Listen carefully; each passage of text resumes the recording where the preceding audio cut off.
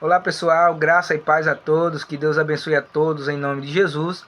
Passamos aqui para responder algumas perguntas as quais nos foram indagadas e atribuídas, concernente a um tema pouco comentado nos dias atuais e bastante mal interpretado nos dias de hoje, acerca do casamento, divórcio e novo casamento. Quando a Bíblia nos dá a atribuição legal bíblica para divorciar? E quando também a Bíblia dá a atribuição bíblica legal para um segundo casamento? Pessoal, no capítulo de número 19 do Evangelho, segundo escreveu Mateus, a partir do versos 1 em diante, a Bíblia vem dizer que Jesus, saindo das regiões da Galileia e indo para as regiões da Judéia, Jesus ali, vale salientar, que ele era seguido por três grupos, três classes de pessoas. O primeiro grupo era o grupo dos discípulos que seguiam a Jesus. O segundo grupo era um grupo de pessoas que seguiam a Jesus e eram curadas por ele naquele local. O terceiro grupo era o grupo dos fariseus que acompanhavam a Jesus pelos milagres que eles faziam e tentavam pegar Jesus em falso na própria palavra. Esse grupo de fariseus, eles chegam até Jesus, tentando a Jesus, e dizem: é lícito ao homem repudiar a sua esposa por qualquer motivo? E o próprio Jesus disse: vocês não têm lido que o Criador constituiu macho e fêmea e ortogou ao homem deixar a seu pai e a sua mãe e unir-se a sua esposa e os dois serem uma só carne?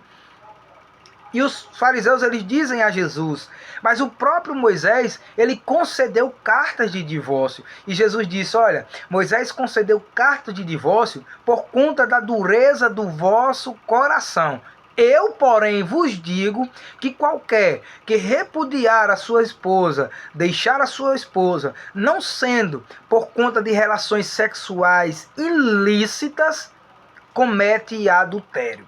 Jesus estava dizendo aqui que, por conta da dureza do coração daqueles homens daquela época, Moisés estabeleceu carta de divórcio. Então, por que os corações daqueles homens eram duros? Porque aqueles homens se casavam e eles deixavam, banalizavam o próprio casamento, a própria aliança que era feita, e repudiavam as suas esposas, fazendo com que aquelas mulheres padecessem necessidades, porque elas não tinham condições de se manterem, porque não era todo homem que queria casar com uma mulher repudiada, porque o próprio Jesus diz aqui que a única porta a qual ele deixou estabelecida para o divórcio, e sendo que o casamento é uma aliança que não pode ser desfeita, mas o próprio Jesus diz: olha, se qualquer que deixar a sua mulher ou seu marido, não sendo por conta de relações sexuais ilícitas, comete adultério. Então os homens banalizavam o casamento e repudiavam aquelas mulheres. E infelizmente aquelas mulheres estavam em adultério. E não era todo homem que queria casar com aquela mulher, porque se eles casassem com aquela mulher, eles seriam constituídos adúlteros. Então o próprio Moisés, vendo que era uma situação injusta, que as mulheres naquela época lutavam pelo seu casamento, mas os homens não queriam mais aquelas mulheres, Moisés ele concede a carta de divórcio, certo? Mas pessoal, vale ressaltar que aqui a palavra caracterizada é a palavra porneia. Jesus estava dizendo que qualquer ato sexual fora do casamento, ele é constituído prostituição.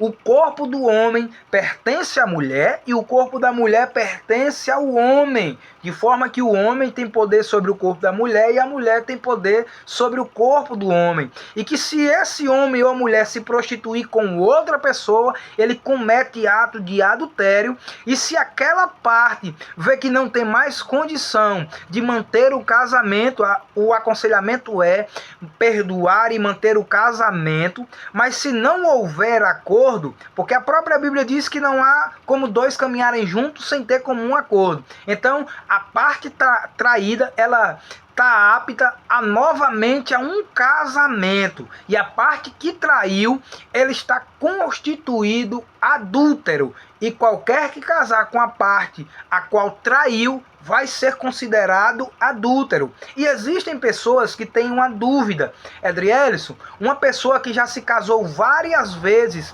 antes de conhecer Jesus e se separou, essa pessoa também, a partir do momento que aceita Jesus, está em adultério? Não, pessoal. A própria Bíblia diz, lá em Atos capítulo de número 17, versículo 30, que o próprio Deus ele não leva em conta o tempo da ignorância, certo? Lá na segunda carta de Paulo aos Coríntios, capítulo de número 5, verso 17, a Bíblia vem dizer que os que estão em Cristo, nova criatura é, as coisas velhas se passaram e eis que tudo se fez novo, certo? Romanos, também capítulo de número 8, versos 1 em diante, vem dizer que nenhuma condenação há para os que estão em Cristo Jesus e não andam mais segundo a carne, mas segundo o Espírito de Deus. Então, a partir do momento que uma pessoa aceita Cristo, todos os atos pecaminosos que ele cometia, ele está purificado pela confissão a Cristo e ele é nova criatura. Entretanto, uma pessoa que já confessa Jesus e ele repudia a sua esposa por qualquer motivo, sem ser pelo ato de porneia, de prostituição, e aqui vale caracterizar que se o homem ou mulher abandona o seu cônjuge, não sendo por essa cláusula, ele se constitui em adultério. As duas partes, se um olha para o outro e diz, a gente não se ama mais, a gente não dá mais certo, então os dois, se separarem, estão constituídos adúlteros, certo?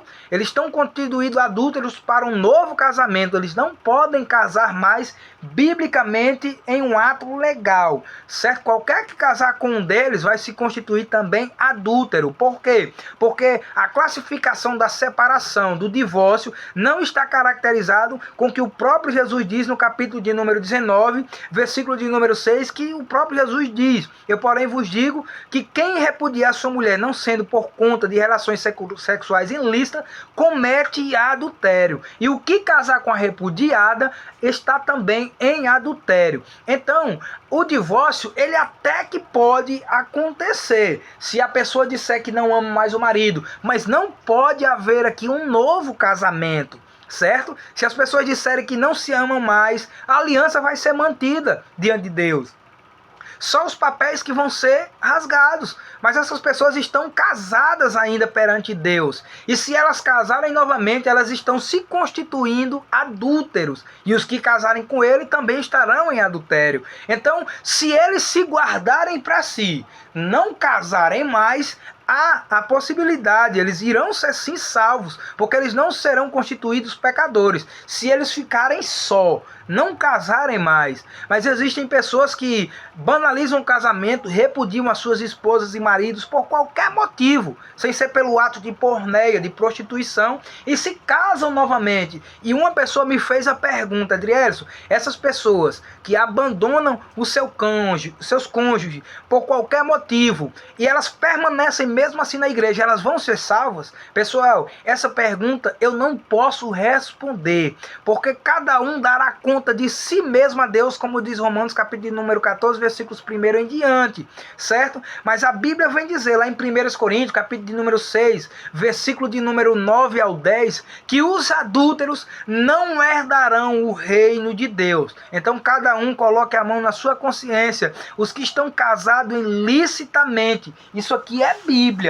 Os que estão casados ilicitamente, que abandonem a prática do pecado e voltem para o seu casamento inicial, a qual foi repudiado de qualquer maneira, sem um ato justificado, como o próprio Jesus ele detalha. No capítulo 7, versículo 39, Paulo vem dar um detalhamento, que o homem de nenhuma forma se aparte da sua mulher e a mulher de nenhuma forma se aparte do seu marido. Se os dois são descrentes, aqui Paulo traz um novo ensinamento para a nossa vida. Se os dois são descrentes e um dos dois aceita Cristo e o outro faz um julgo desigual, dizendo que não aceita que essa pessoa sirva a Jesus e ameaça separar dela, esse que se separar da sua esposa está repudiando a ela, certo? E essa pessoa não deve deixar o marido por ele ser descrente. ela deve continuar. O ato de casamento é uma aliança diante de Deus.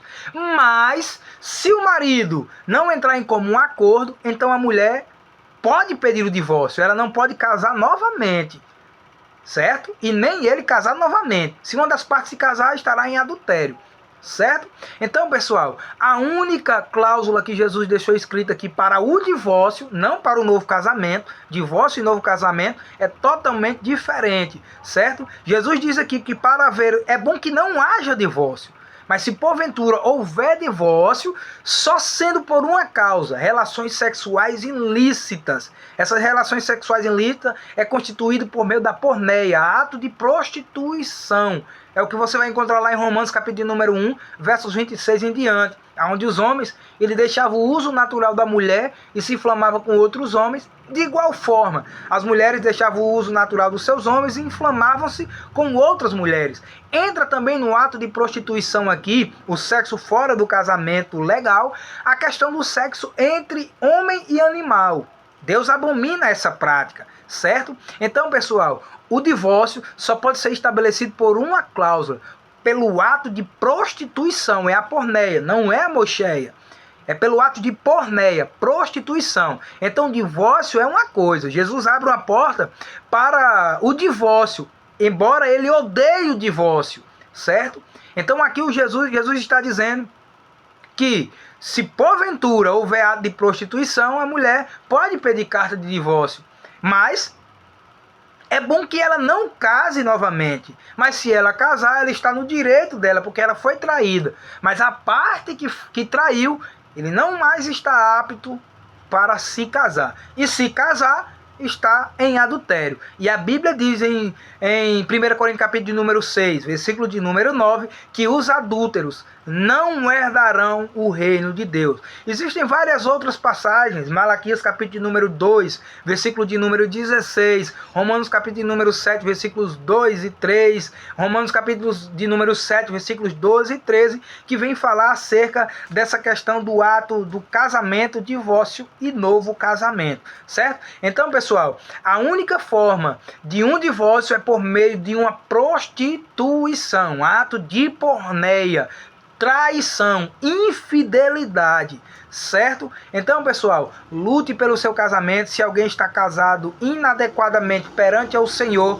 que você possa rever a sua condição e você possa entender que o reino de Deus ele é maior do que o pecado que porventura você esteja vivendo. Então, eu espero ter aqui respondido a pergunta e tirado as dúvidas de todos vocês, que honrosamente eu me sinto honrado por ter vindo aqui me fazer essa pergunta. Então que Deus abençoe a todos em nome de Jesus. E sempre lembre-se, o ato de divórcio é uma coisa, segundo casamento é outra totalmente diferente. A Bíblia diz que a aptibilidade para um segundo casamento lícito é só por meio da morte de um dos cônjuges. Então a outra parte está apta a casar novamente, certo? Então, como estou dizendo, existem várias linhas interpretativas, mas a minha linha teológica interpretativa hoje é essa, que espero que tenha contribuído com cada um de vocês e que Deus abençoe a todos em nome de Jesus.